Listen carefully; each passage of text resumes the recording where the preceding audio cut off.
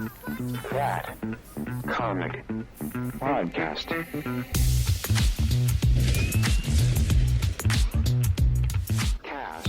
What's going on? I'm Baby Huey. I'm not Minty. And I am not. And I am joined by Lance. Yo, Cyclops sucks. He still does. And the one and only... What, God? I gotta accentuate the sucks. S-U-C-K-S. Full syllables. Yeah, we've been told that it sounds like something else when you say it. And the one and only Buzzsaw. What's up? I know I almost bought a fake toy chainsaw that has a pool. Nice. You should do. Considering it as a prop. Yeah. This might look a little bit different. It's just the three of us. We did say last week we were going to try and do four. Sorry. Lance's cat is joining us in the background. We did talk about last week how we're going to try and do some different things. Today we are exclusively talking about Alien Earth. That dropped last week on Hulu, and we all got a chance to watch it, so we figured we'd hop on and discuss it. So first, I guess, round robin. Lance, spoiler free, what did you think about it? I absolutely loved everything about it. Feels like the original Alien. And I love everything about that. Buzz. Yeah, man. It really plays like a series. You know how like we're used to alien movies, and it's like there's like one plot line, but this is cool. Like we're getting like a new world element. All these different things are coming in. You're getting to see it from the ground view of like how the corporations and the greed and what their goals are from sort of the inner workings of that. You've always seen these names, but you've never really seen like inside of them. And I feel like the first time I ever really saw inside of like those corporations in story form was the Alien vs. Avengers comic. But now we're having it in a TV show. And so the first two episodes coming out, both putting almost like an hour long, you know? And yeah. I'm hooked. I'm hooked. And there really hasn't even really been that much xenomorph activity, you know, until the end of the second one. It still had me. But yeah, I've been loving it. It has it's like a Stanley Kubrick vibe. They're very dreamy, you know what I mean? Like from when they're talking about the different species of man, you know, involved in that. So I really love the art direction in it as well. Nice. What do you think, Huey? I loved it. I was hooked just from the opening scene. Yeah. I love the Alien franchise. I've always been scared of it growing up. Yeah, right. So, being able to, get more content of, the Alien world, and also that we're getting Predator now too. So, those two franchises, I'm loving this like resurgence that we've had over the last couple of years. Yeah, I guess with Disney being involved, the budgets are like almost unlimited for them now. They've become their own like wing, if you will, out of all the franchises that are under that banner. Mm-hmm. And so it's not taking decades to get another movie. You're getting like quality content more often, but you're not also being overwhelmed by it because it's, you want it to be good. You don't want to get like a ton of this stuff and have it kind of be like fall short. And like you had mentioned before, Ridley Scott doesn't say yes to a lot. Right. And he said yes to this, and that is enough for me. Yeah. I don't know if anybody saw Raised by Wolves. It was like a canceled show that he had done, but it had a very similar vibe, future world. But I really feel like with this one, like the fans of, Ridley's stuff, they're getting exactly what they pay for, like as a fan out of his show. Yeah, so I still love, and I said this before when we watched Romulus last year when it came out, that the aesthetics make it fit right into the timeline. It makes it feel like it's, shot back then. Because the computer screens and all that look like they're still back from the original Alien movie. It's not like I personally love Star Trek, and when they do things that take place in the past, they're giving that modern flair, so it doesn't fit into the same world. Almost too slick, yeah. Right. Whereas this fits perfectly. Yeah, you're getting like that early, THX effect, like in the early Lucas era, and like early John Carpenter. John Carpenter did a movie with a guy named Dan O'Bannon who created the original Alien script called Dark Star, and it used a lot of those like keyboard technology and like trilling sounds of machines working and like low lighting to give you that like ominous sort of like deep dark space look. But I think that the age technology, it almost intrigues you about the future and what they're doing, but also shows you a limitation as well, that they're like they've only got so much they can do. Right, they're not all powerful and knowing. Right. Yeah. So what did we think about the main actors? So we had what? Sydney Chandler playing Wendy. Yeah. What do you think of that? Yeah. That whole great casting. You know, the more I watched her, the more it felt like that early Sigourney Weaver. You know, with the short dark hair. Exactly. Not too on the nose, but like a similar. The vibe. Yeah, like nubile look. You know, like they always had her kind of like vulnerable is the word. Right. You know, but still like the spirit within her. Literally. I thought it was different to see them go from actually being flesh and blood human to a synthetic. Yeah. To watch that whole process. So I'm wondering if that's how in general the synthetics are made. Well, so we're going to be getting into spoiler territory here. I was just going to say. So fair warning. But yeah, that introduction to the new synthetic with the mind transplant into the mech, that is super cool to kind of see where that's going and how the characters are affected by that. Yeah, it's definitely something that I feel is grounded in reality even more than anything else in this show. We kind of see where technology in our own world is sort of trying to get to that point as well. Consciousness transfer, I think, is what it would be considered. Yeah. But I like that we're getting that because you knew you were getting like androids. You knew you were getting xenomorph. But they're giving us a little bit of new stuff. And speaking of some of the new stuff, ironically, there's some like new aliens, in it. And I had just found out in the Memory, the Origins of Alien documentary that the whole idea of the whole alien concept came from a EC comic from Weird Science called Seeds of Jupiter. And it was an 8-page story that O'Bannon had read when he was a kid, growing up in the Midwest and being scared of bugs. And it basically talks about like a thing had landed on a Navy ship and it had seeds. And one of the Navy guys, his nickname is Peach Pit. And he likes to chew on seeds, so he tries one of the seeds, and they hit him on the back. He swallows the seed, and of course, something bursts out of him. And so O'Bannon was quoted before he died of Crohn's. I think he died from Crohn's, but he was quoted as saying, I didn't steal from anybody. I stole from everybody when he was making the idea. But it was really rooted in a script he had started called They Bite that eventually the title was changed to Alien. But he was fascinated with the idea of like, insect life and like parasiting and things like that, and rooting the mythology of our own world into a monster and grounding it a little more, versus just it not kind of unknown origins. That's really cool, and they definitely do bite. Yeah, they do. Yeah. I was actually shocked for a TV show to see as much carnage as we were seeing with this. Yeah. Disney too, right? They're not holding anything back.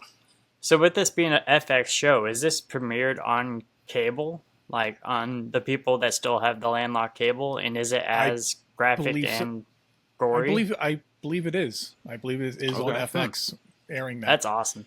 I mean, FX has always been known to push the boundaries, even with like regular television. Because like growing up, the shows, I loved all the FX shows. You had The Shield with Michael Chiklis. Yeah. That's one of my all-time favorite shows. One of the all-time favorite endings from it. You got Fargo, Nip Tuck. Yeah, I remember that one. Like they always had great shows on FX, so this just continues it for me.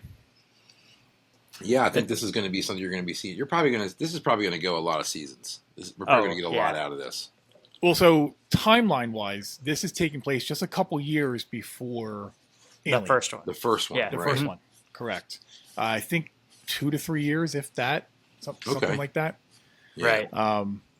So yeah, maybe we'll actually see like a younger Sigourney. Oh wow! Yeah. Later in the show, or see her start to get ready to leave Earth. Yeah. This has such potential to, like you said, Buzz, go for miles. They could get so much out of this and not make it bad or campy.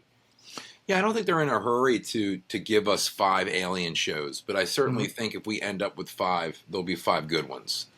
I'm hoping, you know what I mean? For sure, right? But I think with this, I don't know who's in charge, but with as serious as the nature is of the content, you're probably not going to put out like something that's like so weak that it just like fails, you know. Mm-hmm. And it's different. It's different for the Star Wars because that was kind of like a saga, whereas like this is like a mythology around, you know, this entity that you can do a lot with. One of the things I really liked in the opening of the first episode, I'm pretty sure, I haven't gone back and actually checked it, but that first scene was like a shot-for-shot identical of the first scene in the Alien movie. Right, yeah, it was. And that was so cool. And then seeing the chambers that they go into being the same style, not updated with any kind of new graphics or anything. That really hit home for me as an old school Alien fan. I went back and actually looked at the original, and damn if it didn't line up like verbatim. Like it was when I watched the clips of the original, I thought I was watching clips of Alien Earth. Yeah, because I hadn't seen the actual Alien in probably a good 5 years. But it's been a minute for nailed me. it. All right. So like that, like Lance was just saying, I love how they've kept the essence of the original with all the set designs and everything. Yeah, keeping that all the same. Did somebody say anything about how they are sort of nixing Prometheus and Covenant out of this canon for this TV show? I've heard minglings about that, but that's I haven't heard anything. I don't know what the years confirmed. are, but I thought I read that somewhere, and I was wondering if you guys had seen that too. If I was just imagining that, I have not. But as poorly as those movies were received, I don't see why they want it. Yeah, I did enjoy them for what they were. Yeah. The Prometheus one, mostly inspired by Geiger's artwork. You know, the pilot, what do they call him, the jockey, sitting in the thing. Oh yeah, and the engineer. The engineer, yeah. Jockey. What am I talking about? Too much Always Sunny. There's no such thing as too much Always Sunny. Right. So I was joking with you guys right before we recorded that I actually own some memorabilia from Alien Earth. So this is the first time in my history that I actually have something that aired on a TV show. Buzz, do you remember the scene when she finds her brother and they're in the sports memorabilia room? Oh, you got the was it Reggie Jackson ball, right? And the Phillies jersey in the background. So, it wasn't a jersey. Okay, was it a jacket? It was a jacket. Yes. So I actually have that jacket. Nice. Dang, you do, dude. That's so cool. That was hanging on the wall. I was like, Huey's gonna love that. Yeah. That's awesome. So I was like, I actually have that jacket. Pretty cool. Rumor is that supposedly the producer said that jacket was supposed to be John Kruk's jacket. For Philly legend, but I haven't heard anything more than that, just a thing on Twitter I saw. But so regardless, it's just neat to actually... there's got to be more to why it's there. There has to be more to why. Because it kind of got like time on screen. You know what I mean? Correct. It was prominent right in the back of her brother when they were talking. But that jacket's from like when the Phillies sucked. So like, I don't know.